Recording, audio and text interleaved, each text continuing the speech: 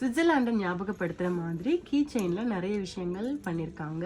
இது பார்த்தீங்கன்னா இந்த பூக்கு பேர் எடல்வைஸ். இது வந்து மலைகளில் பூக்கும். ஸ்விஸ்னாலே நிறைய மலைகள் இருக்கும் இல்லையா, ஸோ அங்கே பூக்கிற மெயினான ஒரு பூ வந்து இந்த எடல்வைஸ். அதுக்கப்புறம் கீ செயினில் வந்து உங்களுக்கு ஸ்விஸ் நைஃப் இருக்கும், ஃபேமஸான ஸ்விஸ் கத்திகள். அப்புறம் இங்கே விவசாயம் அப்படின்றதால இது பாருங்க, மாட்டில் வந்து கீ செயின் பண்ணியிருக்காங்க. மாடு கூட இது ஆடுற மாதிரி இருக்குது, நல்லா இருக்கு. அதுக்கப்புறம் ஹார்ட் ஷேப்பில் டைஸ் மாதிரி.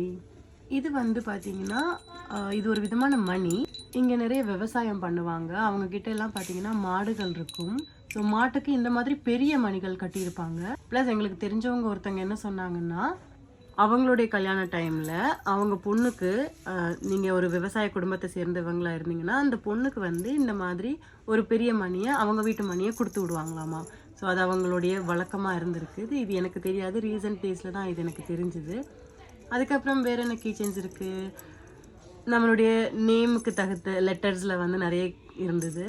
ஸோ எல்லாத்துலேயுமே பார்த்தீங்கன்னா ஸ்விஸ் ஃப்ளாக், எடல்வைஸ், அப்புறம் நைஃப் இதுதான் மென்ஷன் பண்ணியிருக்கிற மாதிரி எல்லாமே இருக்குது. அப்புறம் இது வந்து ஒரு பாத வடிவில் ஒரு நெயில் கட்டர். ப்ரைஸும் பார்த்தீங்கன்னா ரீசனபிளாக தான் இருக்குது. 8 ஃப்ராங்க் 9 ஃப்ராங்க் அந்த மாதிரி தான் இருந்தது. இந்த மாதிரி ஸ்விஸ் சம்மந்தப்பட்ட வீடியோ பார்க்கணுன்னா கமெண்ட் பண்ணுங்கள்.